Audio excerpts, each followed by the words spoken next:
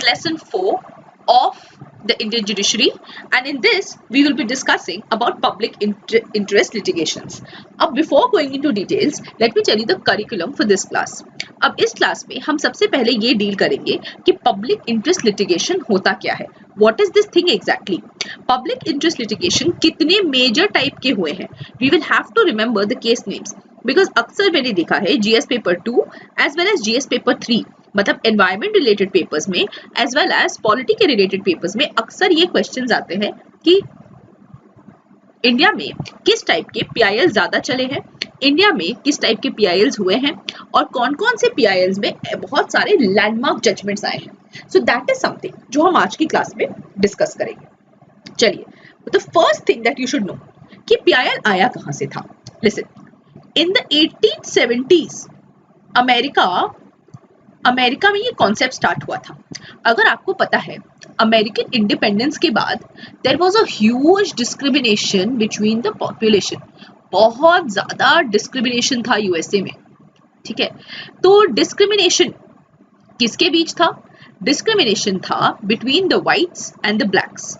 अगर आपको पता है, उस वक्त बहुत सारे ऐसे इंडिविजुअल्स थे जो अफ्रीकन अमेरिकन्स थे. दे वर अफ्रीकन्स जिन्हें बहुत सारे रीजन से कुछ माइग्रेट कर गए थे, कुछ लोगों को ब्रिटिश ने उठाकर स्लेव्स की जैसे अमेरिकन प्लांटेशंस में काम कराया था और ये लोग जो थे ये अब अमेरिका में बस गए थे. सो स्किन कलर को लेकर बहुत ज्यादा रेसिज्म चलता था अमेरिका में. ठीक है, इसकी वजह से what used to happen is blacks जो है, मतलब ये जो अफ्रीकन्स थे उस वक्त and apart from that all the other blacks, उन लोगों को बहुत ज्यादा डिस्क्रिमिनेशन फेस करना पड़ता था. So this public interest litigation जो था वो न्यूयॉर्क में बना. कहां पर बना? It happened in New York city. और उस वक्त क्या हुआ था, बिकॉज ऑफ दिस पीआईएल यहां पर सेटअप हुआ what is known as legal aid clinics. क्या बना था? Legal aid clinics. मतलब जितने भी ब्लैक्स थे जिन्हें लॉयर ही नहीं मिल रहा था, मतलब कोई ऐसा ब्लैक रहा उसे ना कोई लॉयर मिलता था, और अगर कोई लॉयर मिलता था तो डेफिनेटली उस लॉयर की क्वालिटी इतनी खराब होती थी कि इट वाज बेटर कि कोई लॉयर ही ना रहता. So in that case in blacks को हेल्प करने के लिए लीगल एड क्लिनिक्स बने. अब ये जो लीगल एड क्लिनिक्स थे इसमें ऐसा था कि कोई भी इंडिविजुअल जा सकता है एंड उस इंडिविजुअल को क्या मिलेगा? That individual will get free legal aid. Free legal aid दिया जाएगा उस इंडिविजुअल को. ये तो था American concept of public interest litigation. अब आते हैं हम इंडिया की तरफ. इंडिया में पीआईएल का कॉन्सेप्ट जो है ना वो अमेरिका से कंप्लीटली डिफरेंट है. कैसे? देखिए, पीआईएल का इंडिया में डेफिनेशन क्या है. इंडिया में it is said that a litigation by a concerned citizen. किसके द्वारा? by a concerned citizen in larger public interest. क्या बोल रहा है? litigation by a concerned citizen in larger public interest. कि पब्लिक के इंटरेस्ट में एक कंसर्न सिटीजन ने एक पीआईएल दर्ज किया है. ठीक है, this is what is known as public interest litigation in India. Historical purposes के लिए इंडिया में सबसे पहला जो पीआईएल हुआ था it happened in the year 1976. It happened in the year 1976. और 1976 में जो पहला केस हुआ था that was known as the Mumbai Kamdar Sabha case. क्या नाम था इस केस का? Mumbai Kamdar Sabha case. This was the first PIL in India. India में जो एकदम पहला पीआईएल होता है दिस वाज दैट. अब ये पीआईएल हुआ तो पहली बार था गाइस, बट ये ज्यादा फेमस नहीं हो पाया. This was not a very famous PIL. इसके बाद जो सबसे फेमस पीआईएल था जिसने टेक्निकली पीआईएल्स के एक तरह का बाढ़ लेकर आ गया इंडियन जुडिशरी के ऊपर, that was another case.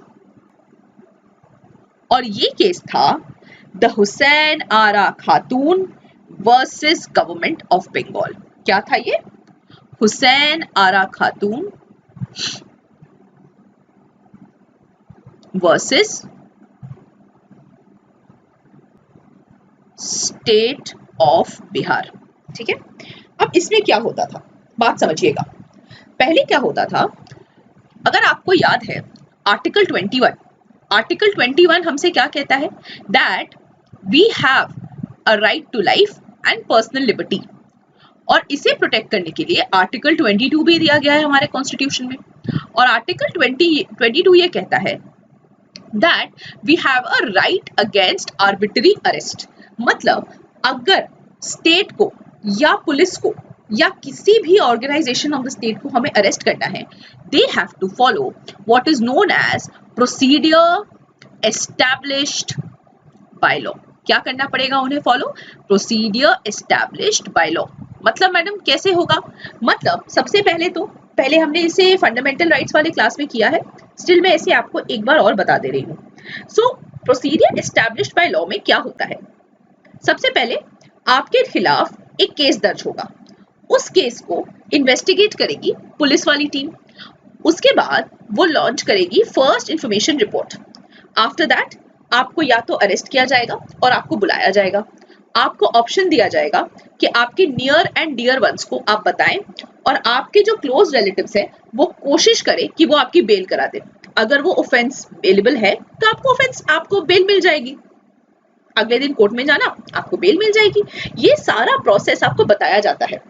This is the procedure established by law. हमने फंडामेंटल राइट्स की क्लासेस में ये प्रोसेस को बहुत अच्छी तरीके से देखा है। अब देखिए, अगर by the way police procedure established by law नहीं फॉलो करती है, the police does not do it in this manner, तो इसे करार दिया जाएगा एज आर्बिट्री अरेस्ट। क्या बोलेंगे आप इसे, you will call this arbitrary arrest, मतलब पुलिस अपने मन से बिना लॉ को फॉलो किए हुए कर रही है। अब बिहार में ये चीज का बहुत बड़ा प्रॉब्लम था, बहुत पुलिस बार बार आती थी, ये प्रोसीडियर तो दूर की बात है, ना किसी को बताती थी कि क्यों अरेस्ट कर रही है, सिंपली उसे अरेस्ट करके अनलॉफुली उठाकर लेके चली जाती थी। इस चीज के खिलाफ बहुत ज्यादा एजिटेशन था बिहार में। फाइनली एक लेडी थी, ठीक है, this lady was known as Kapila Hingorani. क्या नाम था इनका, कपिला हिंगोरानी। कपिला हिंगोरानी ने एक पीआईएल दर्ज किया। ये पीआईएल दर्ज था कि भाई ये जो आर्बिट्री अरेस्ट हो रहा है, दिस इज अगेंस्ट आर्टिकल 21, इसीलिए आर्टिकल 21 के अगेंस्ट है। सो जाहिर सी बात है रिट ऑफ हेबियस कॉर्पस आता है कि भाई आप इस इंसान को प्रोड्यूस करो, आपने इस इंसान को गलत तरीके से अरेस्ट किया है। इस रीजन की वजह से कपिला हिंगोरानी ने एजिटेट किया था कि किस किस गलत तरीके से औरतों को और बाकी सारे इंडिविजुअल्स को बिना प्रोसीडियर के लिया जा रहा है। That is the time guys, that is the time जब पीआईएल इंडिया में फ्लरिश करता है। सुप्रीम कोर्ट जो है वो कपिला हिंगोरानी के नाम पे या हुसैन आरा खातून के नाम पर वो अपना जजमेंट सुनाती है, और वो ये बोलती है that this person is aggrieved और इनके फंडामेंटल राइट्स वायलेट हुए थे। ये जो जजमेंट था ये कहीं ना कहीं पूरे के पूरे इंडिया में बहुत बड़ा सैलाब लेकर आया था। तो Kapila Hingorani became that lady जिन्होंने इंडिया में पीआईएल का कॉन्सेप्ट लॉन्च किया था, and as of now guys she is known as the mother of the PIL revolution in India. So who is the mother of PIL revolution in India, that is Kapila Hingorani. ठीक है, India में PIL revolution कौन लाई थी, कपिला हिंगोरानी। ठीक है, please make sure कि आप अपने नोट्स बना रहे हो। इसके बाद अगर आप देखेंगे देयर वाज दिस इंडिविजुअल जिसका नाम था एमसी मेहता। ठीक है, एमसी मेहता साहब जो थे he was too much in love with the environment. वो ना एनवायरनमेंट को बहुत ज्यादा प्यार करते थे, और इस रीजन से आप क्या देखोगे उन्होंने इंडिया में बहुत सारे लैंडमार्क पीआईएल दर्ज किए हैं। क्या किया है, उन्होंने बहुत सारे लैंडमार्क पीआईएल्स को दर्ज किया है, और ये जितने पीआईएल है guys they are related to the environment. Environment related बहुत हिस्टोरिक, बड़े हिस्टोरिक केसेस में इन्होंने पीआईएल डाला है। ठीक है, चलिए इन केसेस को हम एक एक करके देखते हैं। गाइस ये सारे जो एग्जांपल्स है आपके मेंस आंसर राइटिंग के टाइम पे काम आते हैं। Some of them will also be important for you from the prelims point of view, क्योंकि अगर आपको केस नेम्स पूछा जाएगा प्रीलिम्स में, जो कि अक्सर टाइप का क्वेश्चन आता है, तो ये जो पार्ट है it will help you in answering. Specifically आप देखोगे every 2 years every alternate year there is an important question from the PIL portion, जो पोर्शन टेक्निकली आपके मेंस का 15 मार्क्स ले जाता है, 15 to 20 मार्क्स दे देता है. सो मेक श्योर कि इन केस नाम को आप बहुत अच्छी तरीके से याद करो. नाउ सी, सबसे पहला जो केस किया था MC मेहता में, that was against the Mathura oil refinery. देखो हुआ क्या था, MC मेहता ने यूनियन ऑफ इंडिया के खिलाफ एक केस किया. इसमें उन्होंने बोला कि आप लोगों को पता है ना, जो हमारा ताज है, ठीक है, the Taj is a world heritage site, it is one of the great wonders of the world. और इसके बाद भी ताज के पास there is a Mathura oil refinery. क्या है? एक मथुरा ऑयल रिफाइनरी है. और ये जो मथुरा ऑयल रिफाइनरी है, ये ऑयल रिफाइन करते हुए बहुत सारे फ्यूम्स रिलीज करती है एटमॉस्फेयर के ऊपर, बहुत सारे फ्यूम्स रिलीज करती है एटमॉस्फेयर में. और ये जो फ्यूम्स है, ये पूरा का पूरा ताज को स्टेन कर दे रहे हैं. Taj is made up of marble, है ना, तो ये ताज को ये पूरी तरीके से स्टेन कर दे रहे हैं, ताजमहल को. और ये जो चीज है, हमारे इंडिया का जो हेरिटेज है, ये वो खराब कर रही है. तो उन्होंने बोला गवर्नमेंट को कि गवर्नमेंट साहब एक काम कर लीजिए, ताज के आसपास एक ट्रपीजियम बना दीजिए. What do you make? You make a trapezium. Make sure कि ताज की विसिनिटी में कोई भी ऐसा कंपनी, कोई भी ऐसा चीज फंक्शन ना करे जो किसी तरीके से भी एयर को पोल्यूट कर रहा हो, क्योंकि ये जो पोल्यूशन होगा, this will result in the staining of the marble in the Taj, this will lead to dilapidation. तो ताज को प्रोटेक्ट करने के लिए हमें मथुरा ऑयल रिफाइनरी को बंद करना पड़ेगा. सुप्रीम कोर्ट ने MC मेहता के फेवर में जजमेंट दिया. उन्होंने बोला कि हाँ भाई, ताज तो one of the great wonders of the world है, इंडिया की शान है, तो उसे प्रोटेक्ट करना है. तो हम एक ट्रपीजियम स्ट्रक्चर बना रहे हैं, और इस ट्रपीजियम स्ट्रक्चर के आसपास जितने भी hazardous chemicals, hazardous substance release करने वाली चीजें हैं, फैक्ट्रीज हैं, सबको बंद करना होगा, सबको रिलोकेट करना पड़ेगा. ठीक है. तो say a silent thanks to MC Mehta, because India के सबसे इंपॉर्टेंट हेरिटेज को उन्होंने प्रोटेक्ट किया. That was the first MC Mehta case. Second case सुनिए. सेकंड केस जो किया था MC मेहता में, वो हुआ था दिल्ली में. ठीक है. देखो इसका बैकड्रॉप समझना. आप लोगों ने भोपाल गैस ट्रेजेडी का नाम सुना होगा. ठीक है, भोपाल गैस ट्रेजेडी. और इसमें आपने सुना होगा कि आइसोसाइनाइड रिलीज हो गया था. इसकी वजह से बहुत सारे लोगों की जान चली गई थी. और ये इसीलिए हुआ था बिकॉज ये जो प्लांट था, this was technically in an area जो हेविली पॉपुलेटेड था. तो अब इस चीज को देखते हुए MC मेहता ने एक PIL दर्ज किया. ठीक है.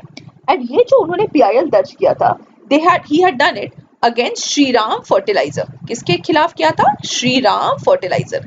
अब ये एक फर्टिलाइजर बनाने वाली कंपनी थी जो दिल्ली में सिचुएटेड है. ठीक है, it was situated in Delhi. ठीक है. और दिल्ली में उन्होंने बोला कि भाई हमारा जो पॉपुलेशन है वो तो क्लोजली पैक्ड रहता है, डेंसली पैक्ड पॉपुलेशन है. अगर समझ लो गलती से भी कोई भी छोटा सा भी अगर गलती हो जाता है फ्रॉम ये इन फर्टिलाइजर प्लांट से, अगर एक छोटी सी भी गलती हो जाती है, thousand people will lose their lives. और जो अपने लाइव्स को लूज नहीं करेंगे वो किसी ना किसी तरीके से हैंडीकैप हो जाएंगे. इसीलिए MC मेहता ने सुप्रीम कोर्ट से रिक्वेस्ट किया, जज साहब, पॉपुलेशन के पास और पॉपुलेशन के बीच जितनी भी फैक्ट्रीज हैं जो हैजर्डस चीजें रिलीज करती है एटमॉस्फेयर में, या जो हैजर्डस सब्सटेंसेस बनाती है, हैजर्डस केमिकल्स के साथ काम करती है, उन सारे फैक्ट्रीज को रीलोकेट करना होगा, क्योंकि हमारी जनता की जो जान है that will be affected. Supreme court ने बोला, yes MC Mehta, you are absolutely right, हमें सिटीजन्स को प्रोटेक्ट करना है. They have a right to life and liberty. Right to life के अंदर हमारा ये फर्ज है कि हम इन लोगों को प्रोटेक्ट करें against anything that will affect their life. समझ में आया सबको? Second most important cases guys. इसीलिए आप देखोगे कि इंडिया में अभी भी कभी भी किसी भी डेंसली पॉपुलेटेड एरिया के पास इंडस्ट्रीज या प्लांट्स नहीं रहते. इंडस्ट्रीज या प्लांट्स यूजुअली आउटस्कर्ट्स की तरफ रहते हैं. एग्जांपल ले लो, कैलकाटा लेदर कॉम्प्लेक्स का नाम आप लोगों ने सुना होगा. It is in Bantala. तो वो जो कॉम्प्लेक्स है अगर आप देखोगे काफी दूर की तरफ बनाया गया है। क्यों? बिकॉज अगर कोई भी तरह का केमिकल लीक होता है इनटू द ग्राउंड या इनटू द एटमॉस्फेयर, पॉपुलेशन जो है वहां का बहुत ही कम है, इसीलिए ज्यादा पॉपुलेशन वहां का इफेक्ट नहीं होगा। दैट इज द रीजन कि ये लोग क्या करते हैं, anything that is dealing with hazardous chemicals, उन चीजों को पॉपुलेशन से दूर करते रहे हैं, just because of all the work that MC Mehta had done in his life. अब MC मेहता ने एक चीज नोटिस किया कि दिल्ली में थे। अब दिल्ली के कंडीशन के बारे में आप लोगों को तो पता है, bad air quality, pathetic air quality, हर वक्त स्मॉग रहता है, बहुत ज्यादा पोल्यूटेड एटमॉस्फेयर है, लोग रह नहीं पाते, एयर क्वालिटी इंडेक्स एकदम वीक है। यहाँ पर MC मेहता ने देखा, MC मेहता ने बोला कि भाई दिल्ली ट्रांसपोर्ट कॉर्पोरेशन के जो बसेस हैं they are using the diesel fuel. क्या फ्यूल यूज कर रहे हैं? Diesel fuel. और ये जो डीजल फ्यूल है वो हाईली पोल्यूटिंग बाय नेचर है। इसीलिए उन्होंने बोला दिल्ली ट्रांसपोर्ट कॉर्पोरेशन को कि या तो बसेस में आप लोग यूज करो सीएनजी, ठीक है, compressed natural gas, you use CNG, और ये सीएनजी से ही आप लोग चलाओ। सीएनजी जो है पोल्यूट नहीं करेगा एटमॉस्फेयर को, इसीलिए आप लोग चलाओ, वरना एक काम करो, अपना जो ये ट्रांसपोर्टेशन है वो बंद कर दो, बिकॉज आपकी इस ट्रांसपोर्टेशन की वजह से lakhs and lakhs of people are going to suffer. Supreme court ने बोला यस, ये बात भी सही बोल रहे हो MC मेहता साहब, सीएनजी जो है बहुत इंपॉर्टेंट कंपोनेंट है, सीएनजी को हमें इंट्रोड्यूस करना होगा दिल्ली में, दिल्ली के पोल्यूशन लेवल्स को देखते हुए। This was the third case of MC Mehta. Fourth case की बात समझिएगा, बहुत सिंपल केस है, but I just tell you. आप लोगों ने टैनरी, आप लोग जानते होंगे लेदर प्रोसेसिंग के यूनिट्स को, जैसे रॉ लेदर जो रहता है, यू नो एनिमल हाइड्स जो रहता है लेदर, वो कैसे बनता है? वो रॉ हाइड्स रहता है जो सारे बुचर शॉप से चला जाता है टुवर्ड्स द फैक्ट्रीज, और इन फैक्ट्रीज में बहुत सारे केमिकल्स वगैरह से इन्हें ट्रीट करके इन्हें प्रोसेसेबल लेदर बनाया जाता है। और फिर इस लेदर से आप देखते हो कि बेल्ट्स बनते हैं, जूते बनते हैं, बैग्स बनते हैं, जैकेट्स बनते हैं, जैसा इंसान को यूटिलिटी है उसे प्रोसेस करने के बाद ही बनाया जाता है। तो लेदर जिस फैक्ट्री में प्रोसेस होता है उस फैक्ट्री को बोला जाता है टैनरी। इंडिया में सबसे बड़ा जो टैनरी है वो है कानपुर में। तो कानपुर में बहुत सारे टैनरीज थे, ठीक है। अब ये जो ट्रीटमेंट प्रोसेस है लेदर का, this involves the use of many chemicals, one of the most important being sulphuric acid H2SO4। अब ये जो सल्फ्यूरिक एसिड है ना, ये बहुत ही ज्यादा, ये बहुत खराब है फॉर ह्यूमंस, बिकॉज अगर आप देखोगे सल्फ्यूरिक एसिड का एक छोटा सा ड्रॉप अगर आपके स्किन पे पड़ेगा तो आपके स्किन पे पूरे ब्लिस्टर्स हो जाएंगे। अब क्या होता था, ये जो कानपुर टैनरीज वाले थे, they used to make leather, और उसके बाद जो भी वेस्ट प्रोडक्ट रहता था, मतलब ये H2SO4 वगैरह, ये सब जितने भी आपके एफ्लुएंट्स थे सारे के सारे को गंगा रिवर में बहा देते थे। अब आपको तो पता है कि गंगा कितनी मैली हो चुकी है, गंगा कितनी ज्यादा इफेक्टेड है, तो गंगा में ये लोग इसे बहा देते थे। MC मेहता ने ये चीज नोटिस किया। MC मेहता सुप्रीम कोर्ट में जाकर एक PIL दर्ज करते हैं और दर्ज करके बोलते हैं कि देखो भाई, आप लोग टैनरी हो, वेरी गुड, आप लोगों को मैं दो ऑप्शंस दे रहा हूँ। एक ऑप्शन में आप लोग ये जो अफ्लुएंट डाल रहे हो, ये जो गंदगी आप लोग गंगा में डाल रहे हो, इसे आप लोग करो ट्रीट, इसे ट्रीट करो, इसे नॉन हैजर्डस बना दो, और अगर ये नॉन हैजर्डस बन जाता है इसे आप कर दो यूज। इसके अलावा अब इसके बाद आप क्या कर सकते हो, आप अपने फैक्ट्रीज को बंद कर दो, क्लोज डाउन, क्योंकि आपकी वजह से ये जो वाटर रिसोर्स है इंडिया का, जो बहुत इंपॉर्टेंट वाटर रिसोर्स है, जो बहुत ही बड़ा रिलीजियस सिंबल है, ये भी अफेक्ट हो रहा है। इसीलिए आइदर आप अपने टैनरीज को बंद कर दो, आइदर इन एफ्लुएंट्स को ठीक करने के लिए आप प्रॉपर तरीके से एक प्रोसेस लाओ। This were the 4 important cases of HC Mehta. अगर आपको रिविजन पे करना है तो फर्स्ट केस जो था that was of the Taj trapezium case. Second case जो था that was the oleum leakage case against the Shriram fertilizer. Third case जो था that was the Delhi Transport Corporation, and fourth was against the Kanpur tanneries. These were the 4 cases of HC Mehta. अब HC Mehta के अलावा भी there are certain individuals जिन्होंने बहुत ज्यादा लड़ा था for the environment. उनमें से एक का नाम था Arjun Gopal. This case is famously known as the Delhi cracker case. आप लोगों ने सुना होगा कि दिल्ली में सुप्रीम कोर्ट ने फायर क्रैकर्स बैन किए हैं, रिसेंटली हुआ है। How did it happen? देखो, अर्जुन गोपाल केस हुआ था। अर्जुन गोपाल केस हुआ था। और इस अर्जुन गोपाल ने केस किया कि भाई इतना खराब हो रहा है एटमॉस्फेयर, आप लोग एज इंडिया एग्जीक्यूटिव जो है कोई फंक्शन नहीं कर रही है, जुडिशरी आप ही कुछ करो। तो जुडिशरी ने इंटरवीन किया in the Arjun Gopal case versus union of India. इसमें उन्होंने क्या किया, बोला दिल्ली में there will be no fire crackers in Delhi, there is environment above religion. उन्होंने बोला धर्म से ऊपर जिंदगी है और हम इस जिंदगी को प्रोटेक्ट कर रहे हैं bye banning fire crackers in Delhi, because अगर फायर क्रैकर्स जाएंगे एयर क्वालिटी इंडेक्स इतना खराब हो जाएगा कि लोग ब्रीथ ही नहीं कर पाएंगे। That was the most important and actually a landmark case that was done in the matter of environment. अब और एक केस जो हमने कुछ देर पहले डिस्कस किया था जब हम सुप्रीम कोर्ट की ट्रांसपेरेंसी की बात कर रहे थे, ठीक है। सुप्रीम कोर्ट ने एक PIL में, what is the PIL? The PIL was the Swapnil Tripathi versus Union of India case. क्या बोला गया था स्वप्निल त्रिपाठी ने? स्वप्निल त्रिपाठी की वजह से सारे के सारे सुप्रीम कोर्ट जो केसेस थे उनकी हो रही थी लाइव स्ट्रीमिंग। क्या हो रही थी? लाइव स्ट्रीमिंग हो रही थी, ensuring transparency and this was a public interest litigation. Finally आप क्या देखोगे, और एक केस है, चलिए आप लोगों ने रफेल का नाम तो सुना ही होगा, the Rafale fighter plane. There was this individual जिनका नाम था ML शर्मा। ML शर्मा ने नरेंद्र मोदी जी के खिलाफ एक PIL किया था, फॉर व्हाट, विच जो हम बड़े प्यार से रफेल केस बोलते हैं, ठीक है। This was also a case, this was also a PIL जो हुआ था। सिंस ये रीसेंट टाइम्स में हुआ था इसीलिए हम इसके बारे जानना चाहते हैं, दैट इज द रीजन कि हम इसे एट ऑल डिस्कस कर रहे हैं।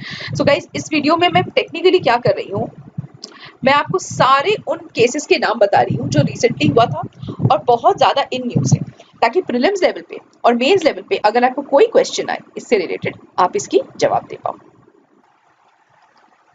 अब देखिए, आपको एक एग्जाम्पल के जरिए बताती हूँ।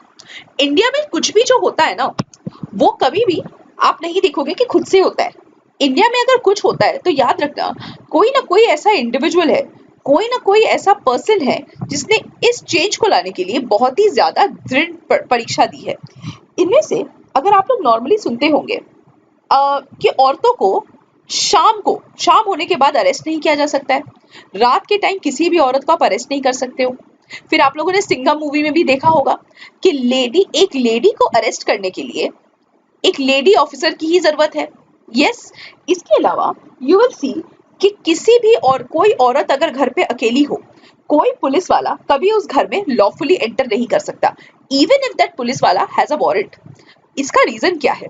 देखिए, एक PIL लॉन्च हुआ था दिल्ली में and this individual, this lady was an activist. इनका नाम था शीला बरसे, ठीक है। शीला बरसे ने स्टेट ऑफ महाराष्ट्र के खिलाफ केस किया, ठीक है। और इस केस में शीला बरसे ने क्या देखा था कि भाई जो औरतें हैं उनको पुलिस कस्टडी में जब ले जाते हो, whenever women are taken into police custody, उन्हें बहुत गंदी तरीके से ट्रीट किया जाता है। They are not treated in a dignified manner.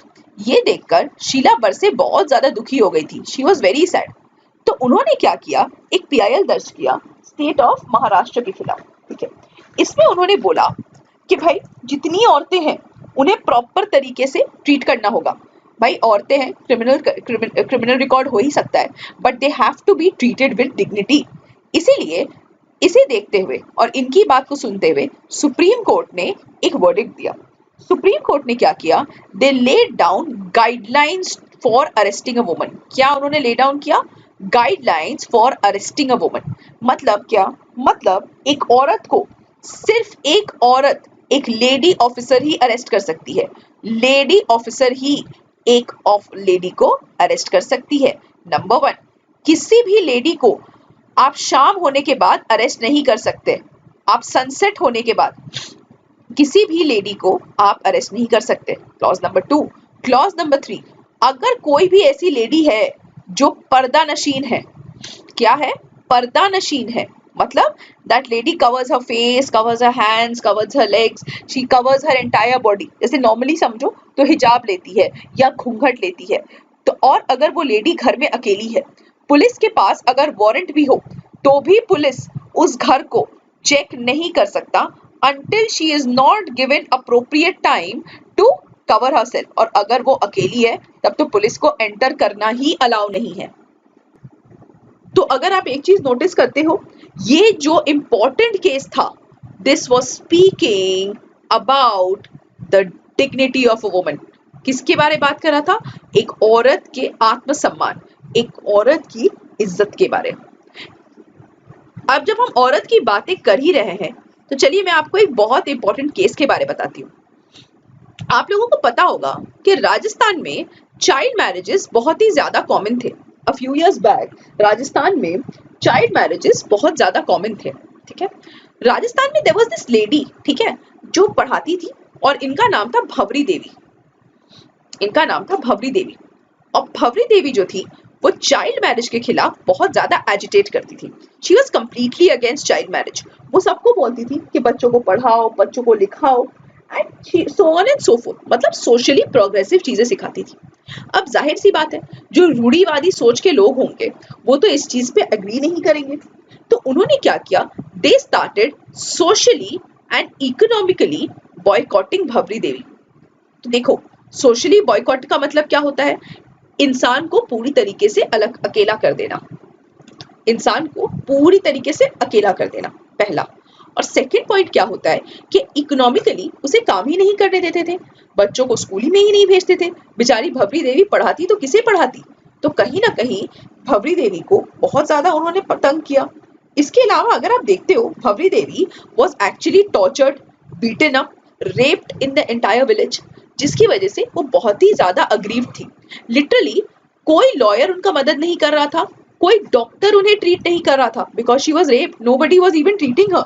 और भवरी देवी जब पुलिस ऑफिशियल्स के पास गई, पुलिस ऑफिशियल्स ने बोला कि हमारे लॉ बुक में सोशल और इकोनॉमिक बॉयकॉट का लेकर हम कुछ भी नहीं कर सकते, we can not do anything, law books में कुछ नहीं लिखा। तो Bhanwari Devi was very very sad. Finally what you will see is, यहाँ पर एक लॉयर आई, ठीक है, दिल्ली बेस्ड लॉयर आई, जिनका नाम था नैना कपूर। क्या नाम था? नैना कपूर। नैना कपूर ने एक पीआईएल दर्ज किया सुप्रीम कोर्ट में, ठीक है, against a lady who was known as Vishakha. Vishakha. तो नैना कपूर ने Vishakha versus state of Rajasthan का केस किया। इस केस का आउटकम ये हुआ कि इट वाज अंडरस्टूड कि औरतों को उनके वर्क प्लेस में प्रॉपर तरीके से प्रोटेक्ट करना होगा। Against what? Against rape, against molestation, against bad action giving. और इसकी वजह से कोर्ट ने इशू किया what was known as the Vishakha guidelines. Guys, Vishakha guidelines. और विशाखा गाइडलाइंस क्या करता है? It protects a woman in her workplace against sexual harassment. These guidelines resulted in the creation of the Prevention of Sexual Harassment at Workplaces Against Women Act. फिर से बता रही हूँ, Prevention of Sexual Harassment Against Women at Workplaces Act. और ये act हर औरत को आज के डेट में प्रोटेक्ट कर रहा है in any place that she is working. This was a result of a PIL done by Naina Kapoor on behalf of Vishakha against the state of Rajasthan, which resulted in the Vishaka guidelines, which also protects the dignity of a woman. तो आप समझ पा रहे हो कि ये जो PIL आ रहे हैं, ये पीआईएल कितने लैंडमार्क जजमेंट्स ला रहे हैं।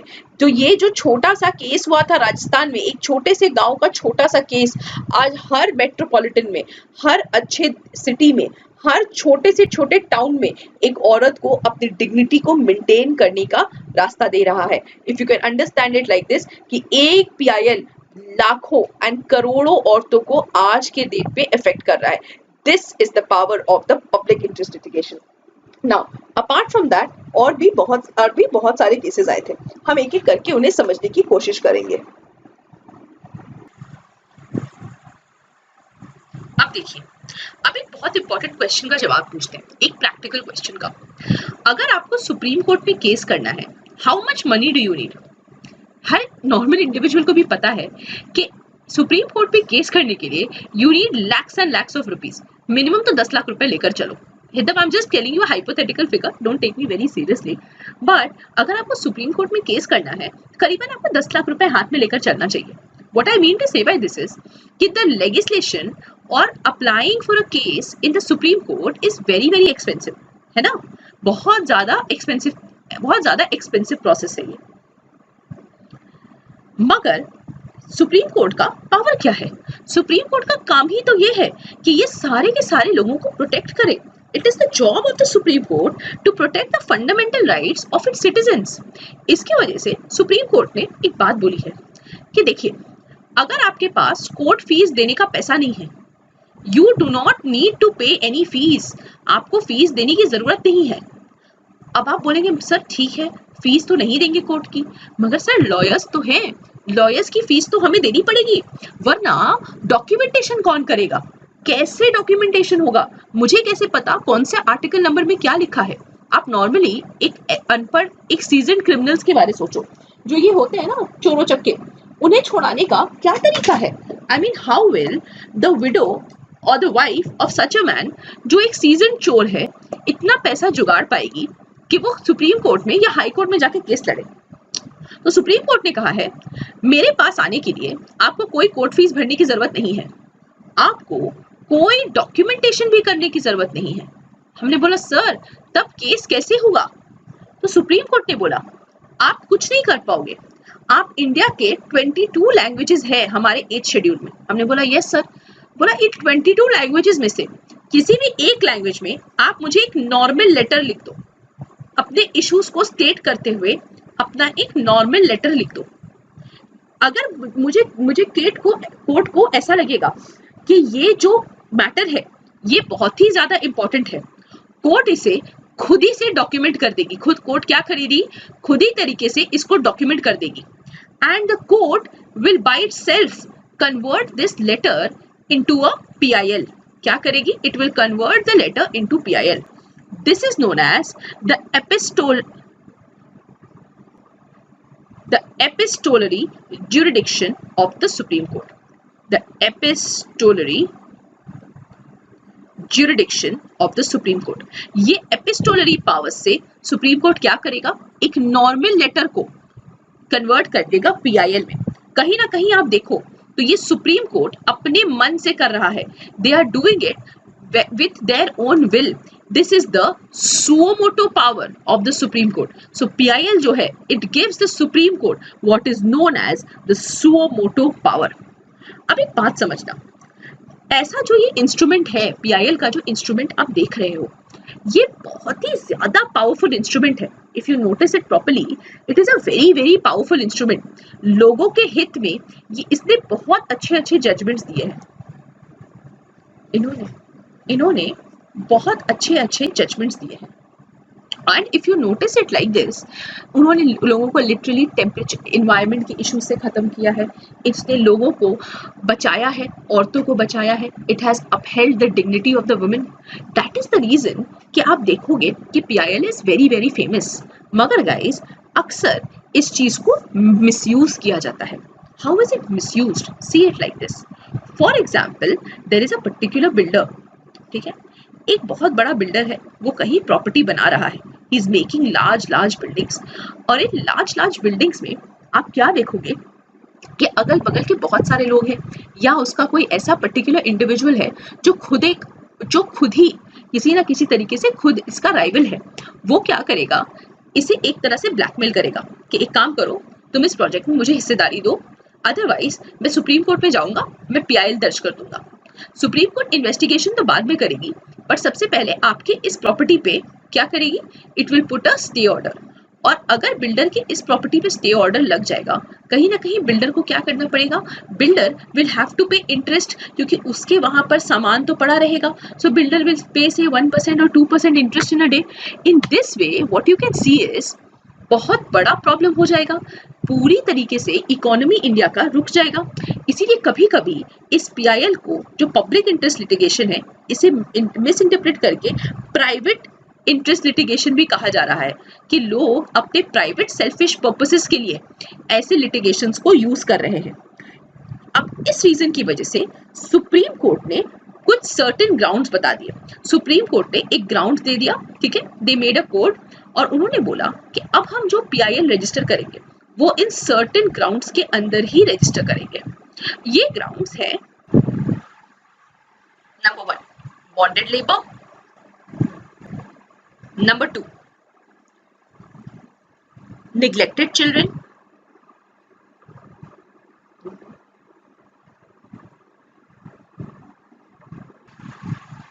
थर्ड है मिनिमम वेजेस, फोर्थ है जेल पिटिशंस, मतलब किस तरीके से सारे वहां पे कैदी रहते हैं, कैदी किस तरह से खाते हैं, किस तरह से पीते हैं, किस तरह से उन्हें उनका लाइफ व्यतीत होता है, बाहर निकलने के बाद उन्हें रिहैबिलिटेशन दिया जाता है, यानी ये सारी चीज़ों के साथ जेल पिटिशंस डील करेगा।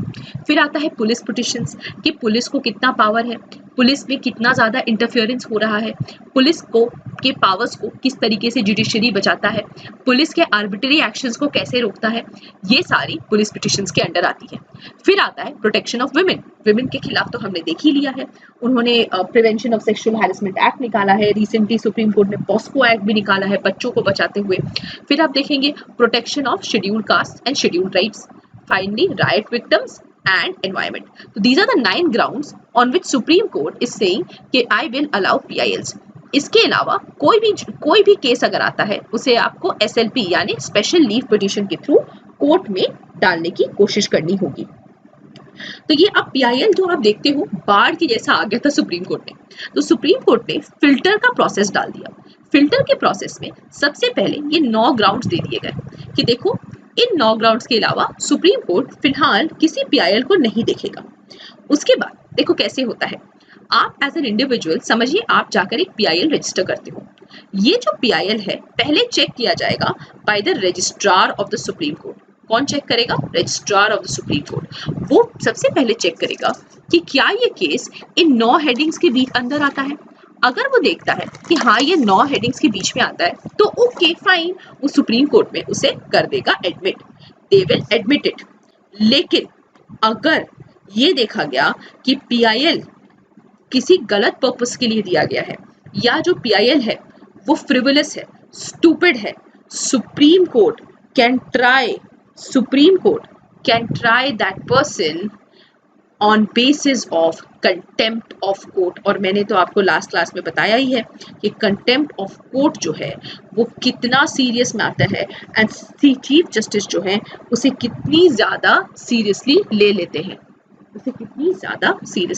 हैं, अब देखिए चलिए हम और एक बहुत इंपॉर्टेंट मैटर को डिस्कस करते हैं। सिंस हमने PILs को खत्म कर लिया है, चलिए हम अब एक और मैटर को डिस्कस करते हैं। समझ लीजिए आपके पास एक चीफ जस्टिस ऑफ इंडिया है और एक चीफ जस्टिस ऑफ इंडिया है जो बोलते हैं कि भाई मैं कोर्ट में हूं या नहीं हूं, अगर मैं देखता हूं कि मेरे सिटीजन्स को कोई प्रॉब्लम हो रहा है तो उसके ऊपर I will try to do something, I will go out of my way and try to help my citizens. अगर बाय द वे एग्जीक्यूटिव काम नहीं कर रहा है, मैं एग्जीक्यूटिव की जगह मैं गाइडलाइंस बना दूंगा, I will help the executive do their work. ठीक है, एक ऐसे होते हैं और एक CJI होंगे जो बोलेंगे मैं क्या कर सकता हूँ, मैं चुपचाप ऑफिस में बैठता हूँ, कोई केस आएगा उस वक्त देखा जाएगा। So he just sit back and he will wait कि कोई और अगर खड़ा होता है तो उस केस में मैं जजमेंट दे दूंगा, but I will not go out of my way. आप कैसा CJI पसंद करोगे? और any normal individual will say कि भाई मुझे ये वाला CJI चाहिए, मुझे नंबर 1 CJI चाहिए, that person will go out of his way. ये जो आउट ऑफ हिज वे जाता है ना CJI, this is known as the process of judicial activism. क्या बोलते हैं हम इसे? हम बोलते हैं इसे judicial activism. Now these are very important concepts, please समझने की कोशिश करना। अच्छा, जुडिशियल एक्टिविज्म एक तरीके से ये बोलता है कि जुडिशरी अपने रास्ते से बाहर जाएगा और अपना काम करेगा। अब हमारा जो कॉन्स्टिट्यूशन ऑफ इंडिया है, अगर आप इसे ऐसे देखो तो एग्जीक्यूटिव है, लेजिस्लेटिव है एंड जुडिशरी है। और जुडिशरी जो है वो अगर अपने वे के बाहर जाएगा तो जाहिर सा बात है it will walk into the territory of the legislative and it will walk into the territory of the executive. तो या तो वो एग्जीक्यूटिव के पास जाएगा या तो वो लेजिस्लेटिव के पास में जाएगा। यस और नो? कहीं ना कहीं it will try to impinge upon the activities of the executive। तो पहले जो ये एक्टिविटी था कि एग्जीक्यूटिव जुडिशरी में इन्वॉल्व हो रहा है, अब वाइस वर्सा हो रहा है, जुडिशरी जो है वो एग्जीक्यूटिव की तरफ चला जा रहा है। तो दिस जुडिशियल एक्टिविज्म धीरे धीरे जुडिशियल आउटरीच भी बन सकता है। क्या बन जाएगा? आउटरीच। मतलब जब जुडिशरी अपने पावर्स का एक्सेसिव यूज करती है उसे हम बोलते हैं जुडिशियल आउटरीच। और इस जुडिशियल एक्टिविज्म और आउटरीच के बीच एक बहुत ही ज्यादा फाइन लाइन है। जुडिशियल एक्टिविज्म का एक बहुत इंपॉर्टेंट पार्ट है which is, if you people remember, Vishakha guidelines. अगर आपको याद है, विशाखा गाइडलाइंस बनाई थी सुप्रीम कोर्ट ने। गाइडलाइंस बेसिकली क्या है? दे वर लॉज जो औरतों को प्रोटेक्ट करने के लिए बनाया गया था। बट यार, लॉ बनाना तो लेजिस्लेचर का काम है, यहाँ पर सुप्रीम कोर्ट का तो कोई काम ही नहीं था। तो हम लोगों ने सुप्रीम कोर्ट को बोला, सर आप तो आउटरीच कर रहे हो, एक्टिविज्म के नाम पर आप तो लेजिस्लेचर का काम कर रहे हो, आप गलत काम कर रहे हो सर। हमारे कॉन्स्टिट्यूशन में there is separation of power, सबका पावर अलग है। आप कैसे एग्जीक्यूटिव या लेजिस्लेटिव के काम को कर सकते हो? You are stepping overboard. वहां पर जज साहब ने मुझे जवाब दिया, मैडम ऐसा नहीं है, दिस इज नॉट आउटरीच। मेरा नाम है सुप्रीम कोर्ट ऑफ इंडिया। मुझे 142 आर्टिकल नंबर 142 ने ये राइट दिया है कि जब भी हम देखते हैं, mark the words, executive non compliance होता है। हम क्या देख रहे हैं? एग्जीक्यूटिव नॉन कंप्लायंस हो रहा है। मतलब एग्जीक्यूटिव अपना काम नहीं कर रही है। अगर एग्जीक्यूटिव अपना काम नहीं कर रही है, जुडिशरी बीच में आएगी, सिटीजन को प्रोटेक्ट करेगी और सारा का सारा उनका फंक्शनिंग कर देगी। अगर हम ये देखते हैं कि इंडिया में एक लेजिस्लेटिव वैक्यूम है, वापस से विशाखा गाइडलाइंस का एग्जांपल लीजिए। विशाखा के टाइम पे सोशल और इकोनॉमिकली अगर कोई लेडी को बॉयकॉट करता है, उसका कोई केस ही नहीं था, कोई लॉ ही नहीं था। उस लेजिस्लेटिव वैक्यूम को फिल कर दिया सुप्रीम कोर्ट ने। तो सुप्रीम कोर्ट ने बोला कि सर देखिए, हमारा यही काम है। अगर हम देखते हैं कहीं पर भी कि हमारा पार्लियामेंट काम नहीं कर रहा है, या हम ये देखते हैं कि हमारा एग्जीक्यूटिव काम नहीं कर रहा है, हम बहुत सारे PILs को एक्सेप्ट करेंगे। हम ताज का ट्रेपीजियम बनाएंगे, we will make a trapezium of the Taj. हम लोग बोलेंगे we will force the Delhi transport corporation to use CNG vehicles. We will force people, we will force the police, we will force the law कि वो औरतों को protect करने के लिए प्रॉपर लॉज निकाले। मैं फोर्स करूंगा सारे के सारे इंडिविजुअल्स को कि वो इन्वायरमेंट को प्रोटेक्ट करे, इन्वायरमेंट को प्रोटेक्ट करने के लिए BS6 व्हीकल्स यूज करे। तो ये सारी चीजें सुप्रीम कोर्ट ने बोला that I will be forcing them to do that. Why? Because मेरा काम है इस एग्जीक्यूटिव नॉन कंप्लायंस को ठीक करना और मेरा काम है लेजिस्लेटिव वैक्यूम को फिल करना। ठीक है, हमारे फाउंडिंग फादर्स ने, now all our founding fathers, normally सोचो गाइस, हमारा फाउंडिंग फादर्स चाहते क्या थे? वो चाहते थे कि हाँ, इंडिया में there is a proper system of checks and balances. क्या है? A proper system of checks and balances. तो अगर कहीं पर भी ये देखा गया कि एग्जीक्यूटिव काम नहीं कर रहा, लेजिस्लेटिव काम नहीं कर रहा, हम क्या देखते हैं कि judiciary will step in to protect the people of India. तो अब आप बोलेंगे मैडम अगर जुडिशरी आ जाएगी ये तो आउटरीच हो जाएगा। तो जज साहब ने मुझे बोला नहीं मैडम, हम चेक्स एंड बैलेंसेस करेंगे, वी विल, हम कैसे खुद को रोके? तो मैंने बोला सर आप कैसे समझोगे कि आपको रुकना है? जज साहब ने मुझे बोला मैडम हम यूज करेंगे what is known as self restraint. हम क्या यूज करेंगे? I will use self restraint. मैं खुद को रोकूंगा कि मैं अपने एक्टिविज्म तक में काम करूं। ऐसा नहीं हो कि एक्टिविज्म के नाम पे मैं आउटरीच कर दूं, या ऐसा भी ना हो कि मैं आउटरीच के डर से मैं अपना काम में सिट बैक कर जाऊं। I will have to keep what is known as a perfect balance. मुझे क्या करना पड़ेगा? मुझे प्रॉपर बैलेंस रखना पड़ेगा, because that is exactly what our founding fathers wanted. In order to maintain the balance of power in the constitution of India, I will use the term self restraint. मैं खुद को रोकूंगा, मैं self restrain करूंगा, and I will move in harmony with the executive and the legislature of the country. With this, we end our topic on the judiciary of India. Thank you so much for watching, guys. Have a splendid day ahead. Bye bye.